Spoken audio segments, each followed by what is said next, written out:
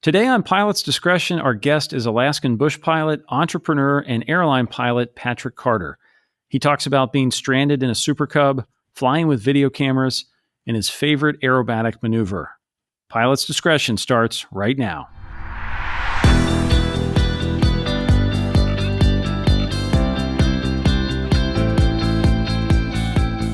Welcome, everyone. I'm John Zimmerman, and thanks for listening to Pilot's Discretion from Sporties. You can catch up on previous episodes and find today's show links at sporties.com/podcast, and you can send us an email with your comments or guest ideas at podcast@sporties.com.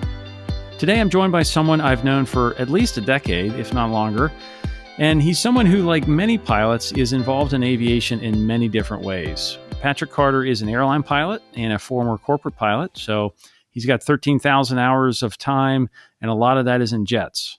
But he's also been an aerobatic performer, a flight instructor, a Cessna test pilot, and now he is a bush pilot in Alaska, where he flies beavers on skis to Denali National Park and seaplanes into wilderness lakes, which we'll be talking about. He also founded InFlight, a company that makes everything from action camera accessories to aviation headsets. Patrick, welcome to Pilot's Discretion. Thanks, John. Appreciate you having me on. Let's start with the flying you do in Alaska, in particular the bush flying, which we're all envious of. At least I am whenever I hear about your latest exploits. What's the most important skill for a bush pilot? Maybe one you don't typically learn in primary training. If I'm just a GA pilot and I want to go be a bush pilot, what will I quickly have to learn? Risk management and managing the human element is probably the biggest skill that I would say a new pilot needs to learn. I've been privileged enough to fly with some of the best of the business. And one of the things I picked up on fairly early on was that most of these guys that might fit into the legend category with us, especially some of the legend YouTube guys, which is where we all go to look at stuff now, pass way more than they take on landings, where they're going to land. You don't see that stuff online. You don't see how many times they scout or look for a place to land, or the term we use is dragging the landing strip, but basically doing a low approach. You know, the ratio might be 10-1 as far as how many times they look at stuff before they do it. And I think we kind of have to go back to almost everything goes wrong. That's where all of my problems have happened, is been making a poor decision. I'm human. Everyone is. So learning how to recognize that. And our equipment's really, really good. Our engines are really good. I'm sure it occasionally happens, but I can't think of any significant incident that I'm aware of in my sphere that didn't stem back to a decision on the pilot. And these are talking about some of the best pilots out there, especially in the bush industry. All of us make bad decisions. We're all subject to that. Weather is such a challenge in Alaska, and I know common tools we're spoiled on here in the lower 48, like radar, data link weather, even METARs, are not always available a lot of places where you fly. So how do you make smart weather decisions with limited information? A lot of it's evaluating the weather as we go and never letting ourselves get into a situation where we don't have an out. We have ADS-B has really given us a lot of access in Alaska to METARs. The problem is those METARs may be hundreds of miles away and the weather is different where we currently are. So you just have to look out the window a lot. And one of the things is if I'm flying into, weather that's not great, I want to make sure that it's not getting worse behind me. Make sure I can turn around and go back or have somewhere to land. And, one of the things that, I did a couple summers ago was I was pushing into bad weather. It was low ceilings and it was getting worse behind me, but I knew I had beaches to land on. So eventually when the weather got bad enough that I couldn't keep going, I landed on the beach, hung out and waited, I think it's 2 or 3 hours, had lunch, weather cleared up. It was a beautiful day, continued the flight. That's something that we don't do in the lower 48. We don't just land in random places. Pretty common up here to do that. We're so used to landing off airport, familiarity with the area, knowing where those places might be. Now, I don't really want to on-site that landing and hope that there's a beach there. I need to know that there's a beach there before I'm willing to push And that just comes with local knowledge and familiarity. And that's something you only get by doing it. So I'd never advocate someone doing that, with certainty that there is somewhere that they're going to land and it's not going to push their skill level to land there, as in it's a very easy landing. But that's a strategy that's used a lot up here to get places. Okay, I know I can make it. I know 100 miles ahead, there's a gravel bar that I've landed on plenty of times. I know it's clean. I know it's safe. And but I'm trying to make a 300-mile flight.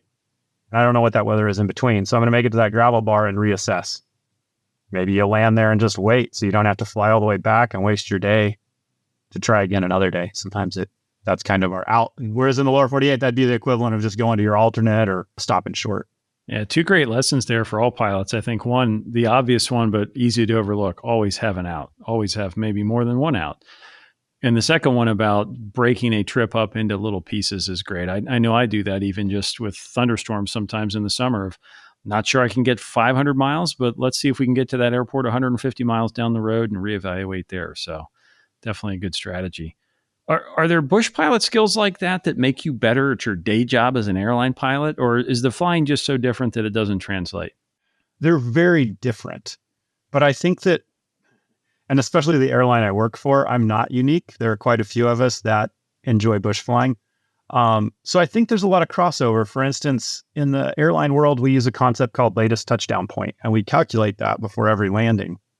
That's also something that might have originated in the bush flying world. I know it's common in the bush flying world when you're going to try to land on a short runway, you pick a point.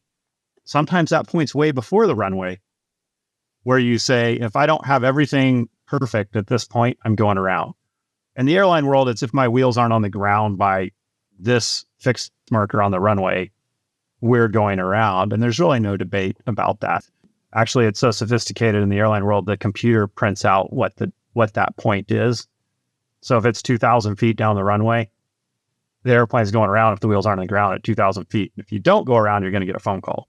So it's really regimented, but same concept applies. Also, the and the bush flying world I've taken I learned in the airline industry and used in the bush flying world, kind of a equal time point or a go no go point, a wet footprint idea. Sometimes I might not be over water, but I might be over uninhabitable terrain, mountains or something like that. So I'm looking at it and I'm thinking, okay, what is my exposure? I have X number of miles where I'm going to have a real problem. How do I limit that exposure? Do I climb? Do I make sure the weather is really, really good? Make certain that I'm having somebody follow my flight on satellite. And I say flight following via an actual human and in-town contact, not just flight service. Not that they won't help, but they don't have the resources that a simple Garmin inReach can give your buddy to know exactly where you are. And, oh no, that point stopped moving. It shouldn't have stopped moving there. And within 10, 15 minutes, have search and rescue looking for you instead of hours later, whenever you said you were due. So some of those things you can do to mitigate the risk. Or you say, okay, if I'm gonna cross this mountain range or stretch of water, whatever it might be, well, my weather minimums are basically clear in a million. So I can be high. Something goes wrong, search and rescue can come get me, versus trying to push through those areas in bad weather where you're close to the ground. You're not gonna have much time if something goes wrong. And your ability to have search and rescue get you is going to be worse, if not impossible. You wrote a story recently for Airfax that shows some of these principles in action. We'll link to it in the show notes. You describe in the article, quote, how a beautiful afternoon joyride with my son took a nosedive because of a few simple mistakes that I'll never make again. Tell us briefly what happened, and then I want to get into a few of the lessons learned that you shared with people. So that was last summer. And, I was trying to use as many of these principles that I'm talking about as I can. And it's kind of an example of another airline analogy. We call it the Swiss cheese model. It's used in lots of industries for threat and error management. And it's like, I made it to that piece of Swiss cheese where it didn't all work out. But because of the things that I had also been thinking about, it turned out to make a great story and not a horrible story or a sad story. So what happened, I, in a nutshell, had a couple things that I'm going to focus on the human errors here more than the pilot errors, because that's what led to the accident. I had an airplane that I was selling. It was supposed to close the next day. So I had already cleaned everything out of the airplane. I normally have a survival kit that just lives in the airplane. Some other things, already cleaned all that out. There was nothing under the seat, nothing in the back. It was a Super Cub. I had my son, his name is Miles. I said, "Hey Miles, it's a beautiful afternoon. We had a flight to Honolulu that night at like 6 p.m. So we were going on a family trip to Honolulu, and it's like 1 o'clock in the afternoon. So I'm like, all right, hey, we got some time to kill. Perfect day. Let's go stop at Subway, grab some sandwiches. We'll fly out, we'll eat lunch, and we'll fly back. No big deal. We won't push it." And in my experience, there's usually someone in life telling me there's a big red flag, and it may not be from someone I would suspect. It may not be from someone with any experience in the industry, which makes it easy to discount them. But he was like, Dad, I kind of had to talk him into it, which is odd because he usually likes doing these things. He's like, "I don't want to miss going to Hawaii tonight." I was like, "Well, we're not going to miss going to Hawaii. We're just going to go flying for a little bit, and we'll be back. It's plenty of time. We're airplanes at the same airport as the airline leaves from." And so then we're out flying around, absolutely beautiful. And I passed on 3 or 4 landing sites. We looked at them, buzzed them, and I said, "Nah, not feeling good." And he's like, "Yeah, why don't we not land today, Dad? I don't want to miss Hawaii. Let's eat our sandwiches in the airplane. Let's just fly back," because we were like an hour away from Anchorage. And I agreed to it. I said, "Okay, cool." And then as we're flying, kind of starting to head back to town, I see this lake that is really awesome because it's only a lake at the end of the summer. At the beginning of the summer, it's frozen. An ice dam forms everywhere. It fills with water, and then that water freezes. As it thaws, the ice dam breaks and all the water drains out. And you have this huge area with icebergs stranded in it. And it's sandy. So it's like a giant beach with these icebergs. This is like out of world experience. And I'd been there before, about 10 years before, and landed no problems at all. We're talking like super easy, mile-long sandbars that you can land on. I couldn't think of a thing in the world that would go wrong. So being the dad, I'm like, I can do what I want here. So it's like, let's land on this sandbar and have lunch. This is going to be crazy. We're going to have an iceberg next to us on this huge sandbar. So we do it. And as I'm rolling out, I land, tail wheel comes down, everything's totally fine. And we're going maybe like 1 mile an hour. And I go to turn the airplane around, and I'm on 31-inch bush wheels. So I'm not on tiny tires by any means. Lots of flotation, low pressure. And just an instant, it went up on its nose. We taxied off. We were actually doing our turn at the end because I wanted to taxi back to where we shut down the airplane and be ready to take off from where we shut down. And it sank to the axles, went up on its nose. Nothing at all. Like it was so slow, there was no risk of real like injury. But I was concerned about fire at that point because the fuel started dripping out of the wings. So, I said, "Hey, get out of the airplane." We popped out. As I was getting out, shut off the fuel, shut off the master switch. So all of that would hopefully eliminate any risk of fire, because now I'm worried about what could cause us problems. We get out of the airplane, wait 5-10 minutes, realize nothing's going to happen. Fuel quit dripping. So I go back into the airplane. Luckily, I had my flight bag with us. I had my inReach, which is something that I, live and die with up here. That luckily I had that. But what I had neglected was my survival kit, which is one of the biggest takeaways that I beat myself up on. And we did have our Subway sandwiches, but that was it. The other thing, the weather was beautiful. It was like 70 degrees, not a cloud in the sky. So we kicked it around for a minute or two. It was pretty obvious that the tail of the airplane was really stuck. And in the article I put some pictures of it. And also it was even though there wasn't much damage to the prop, it was a sudden stoppage. I'm also an AMPIA. I can't plead ignorance to the rules, but really no one can.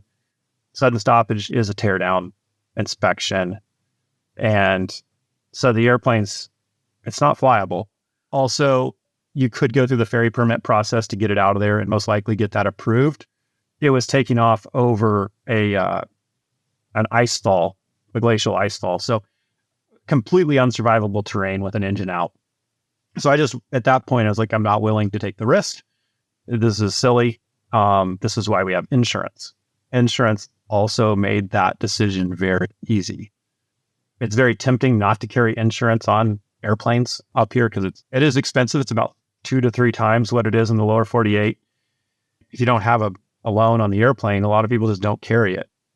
I'm really glad I did carry that insurance because it just kind of eliminated the emotional, I'm going to lose a large sum of money here just do it safe. So for me, that made insurance worth it. Almost more than the financial aspect was just the ability to make decisions based on safety and not finances. So we pushed the SOS on the inReach, but then we hang out 2 hours later, a brand new A-Star shows up and flies us back to town. It was awesome. And we missed the flight to Hawaii by 15 minutes. So we went the next day. Your son was right.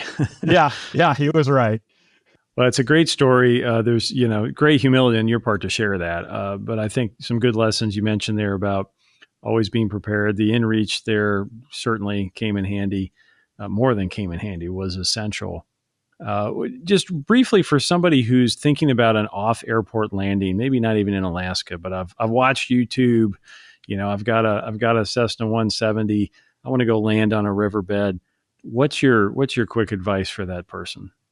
Number one, seek out instruction. There are people out in the industry now that will give instruction. It's worth every penny. And there's lots of good stuff online you can get. But I would never recommend going out and doing that without someone that's done it before. It may not even be an instructor that's hanging a shingle out. It may be another guy at the airport that's in the flying community that does this and is willing to go out and share his knowledge. Most people are, and there are quite a few of us out there that have experience landing off airport and are willing to share. There's just really no reason to go try it for the first time on your own. You're really taking a lot of risk. There's a lot of things that aren't obvious, but you'll go, oh, that's easy. That's easy. That's easy. Of course I would do that if somebody points it out to you. Patrick, let's take a quick break. And when we come back, I want to talk about some of your other jobs.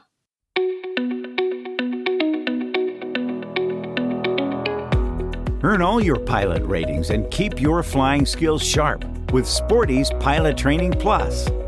This all-inclusive membership unlocks Sporty's complete library of award-winning video courses so you can learn anywhere you have your phone, tablet, or laptop. For one annual fee, you get access to over $1,500 in courses, a smart investment in your flying career. Plus, enjoy free shipping every day of the year at sportys.com and apply for one of our 3 annual flight training scholarships.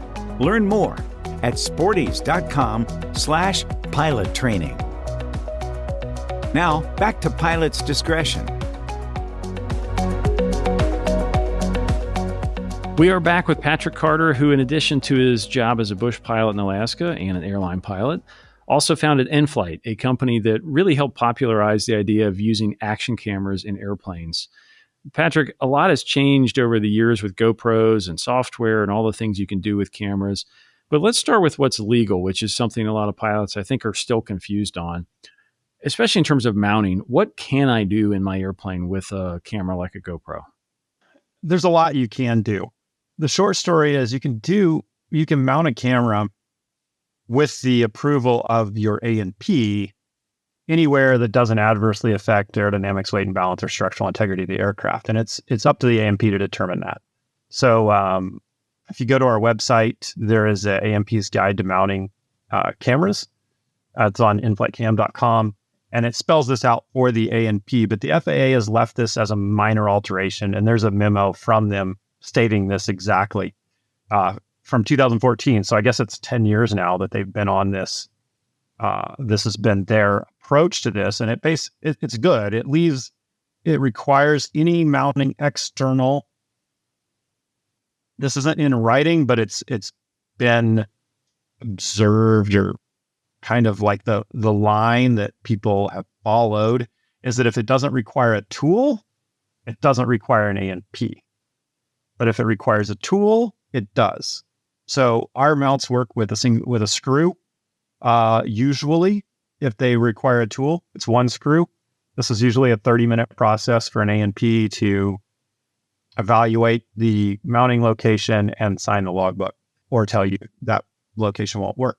We have lots of other mounts that don't require tools. We have a strut clamp that just requires a rubber strap, no tool required.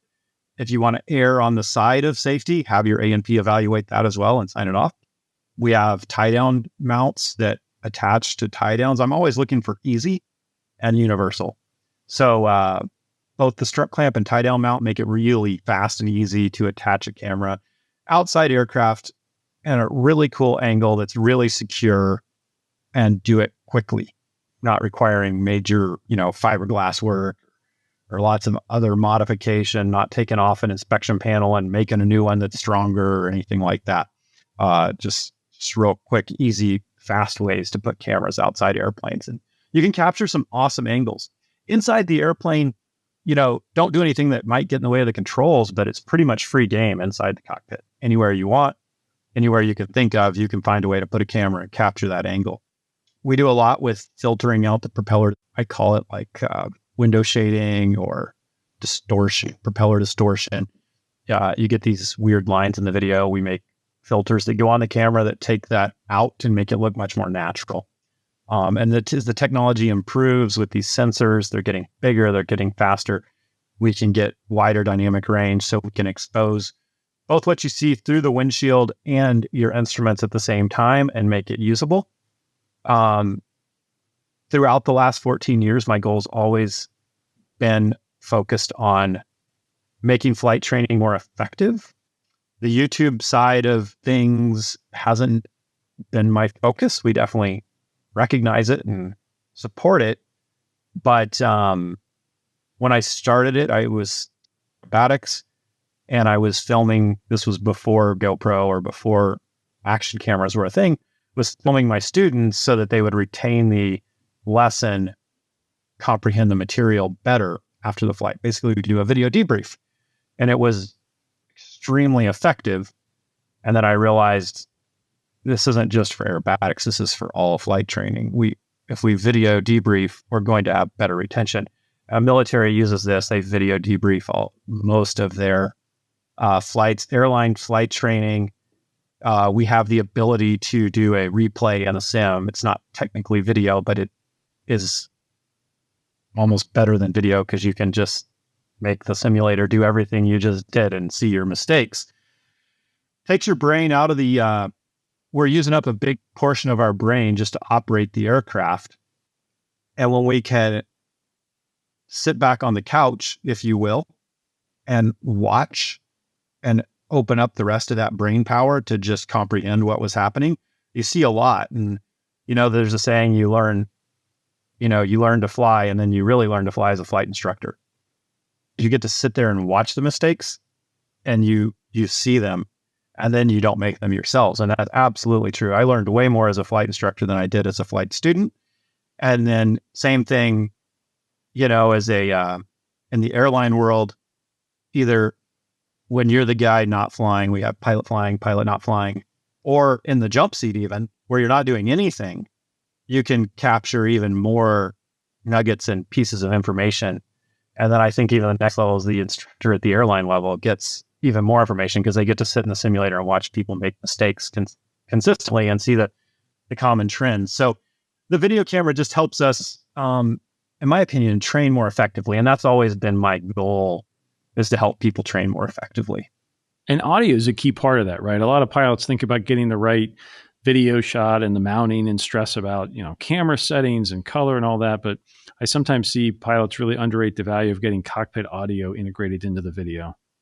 Absolutely. I say the audio is half the story. I think it's at least half, maybe even a little bit more of the story. If you have a video, let's say you're going out to learn how to land on a gravel bar, you've hired, one of the best instructors in the industry, and it's your big day. You've flown halfway across the country to meet up with this guy, and you're there, and he's making comments, and you just have a video of it. Well, you're losing a lot of what you're paying for, a lot of the value here. You want to hear his, oh, watch out for that rock over there. Okay, well, we're going to circle at this altitude, and the sun angle, you want to pay attention to that because it makes the power lines invisible. Well, if you don't have that audio and you just see the airplane circling, you're going to forget that he was talking about the power lines, which are extremely important.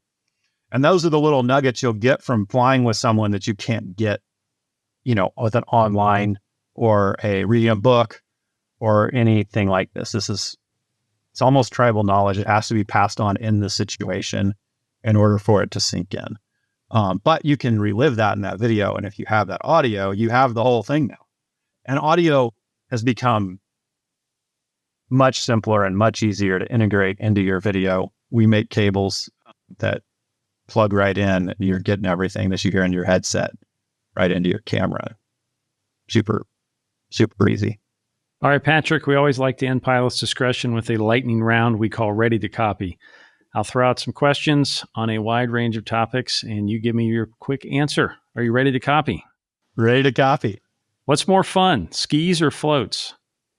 Can I plead the fifth? I like them both. No, absolutely not. You have to upset somebody. All right. Floats. Where is the best place to fly in Alaska? And you don't have to tell us your super secret spot, but where's the best place that somebody going to fly in Alaska, maybe in a seaplane, would be able to see? Oh, wow. That's a hard one. Southeast Alaska and a seaplane is absolutely amazing. You've traveled a lot of places, not just Alaska. So where is your favorite place to fly anywhere in the world? Alaska. So I live here. What's the most G's you've ever pulled with a GoPro mounted on an airplane? Oh, 10. And did the camera stay on? It did. Impressive. That's a lot of G's. All right, let's go back to airline world. You spent a lot of time, obviously, in the airline world. So you have any airline travel hacks for those of us that occasionally have to ride in seat 22D, something that you know from the other side of the wall that we ought to be doing? Oh, I try to stay up front. Be nice to the gate agent. That's great advice. They may not have the ability to upgrade your seat that day, but they probably have the ability to downgrade it. So karma is real, and they have a lot to deal with. So be nice to the gate agents. And just if it doesn't work out that day, you're putting a little in the karma bank for the next. You flew air shows for years. So what's your favorite aerobatic maneuver? Short roll. And why is that? You're using the gyroscopic force of the airplane to fly it, which is a flight control that is very rarely used. What's more fun, bush flying or air show flying? Bush flying. All right. Among your many other jobs, you were a production test pilot at Cessna, as I remember, back in the day. Mm-hmm. So what's something that test pilots look for on a flight, on a typical shakedown, that a regular airplane owner might not think of? Is there a system or an instrument or something that I ought to be looking at on my next post-annual flight? We look for a lot of things that aren't a normal shakedown. For instance, air leaks around your doors, are the doors sealed up? That also leads to carbon monoxide. So I check that after annuals if I've had inspection panels off, because sometimes surprisingly small changes can create that. Those are the big things I look for that are kind of, out of the ordinary or might not hear about all the time. And, a little bit of an air leak through your door is just going to make it cold, but it usually doesn't take much to fix it. Turn the fuel selector off on the ground, see if it actually turns off. Surprising how often it does not. people might ask why that's a big deal, but if you're on fire, you want the fuel to turn off. Great tip. As you mentioned, you're also an A&P. I'm not sure how you managed to do all this stuff, but what's something you learned as a mechanic that helps you as an airplane owner? You mentioned, for example, the sudden stoppage with the Super Cub incident. Anything else like that is a tip from maintenance training that makes you a better airplane owner? I think, yes. There are so many areas where it makes you better aircraft owner or pilot. I mean, the obvious is my maintenance is less expensive and I don't have to work on anyone else's timeline, which is good and bad. Sometimes it'd be nice just to say, hey, I need the oil changed, and come back and it's changed. But oftentimes you say that and they're like, yeah, we'll get to it next month. So the convenience is huge as an aircraft owner. I have made mistakes and I joke that I fire my A&P sometimes, but everyone makes mistakes. And at least I know where those mistakes are, have an idea that, oh, that's why that's going wrong. I didn't tighten that up. Or did I tighten that? I had that system apart. A gauge might not be working or something like that. Say an airspeed indicator doesn't work. Oh, I was messing with the pitot-static system and need to mess with it a little bit more. So as far as the investment to get that, in training, I think it was absolutely worth it for me. And then remote locations more than once I fixed an airplane when I'm somewhere where I would have had to fly someone in to fix it if I didn't have that knowledge. All right, Patrick, our last question's always the same. You have one final flight. We want to know, what are you flying and where are you going? Oh, man, that's a hard one. Super Cub, Denali National Park. Super Cub on skis, Denali National Park. Hard to argue with that answer. Patrick? With skis for my feet on the struts. Bonus points for that. Patrick, thanks for being on the podcast. Awesome. Thanks, John.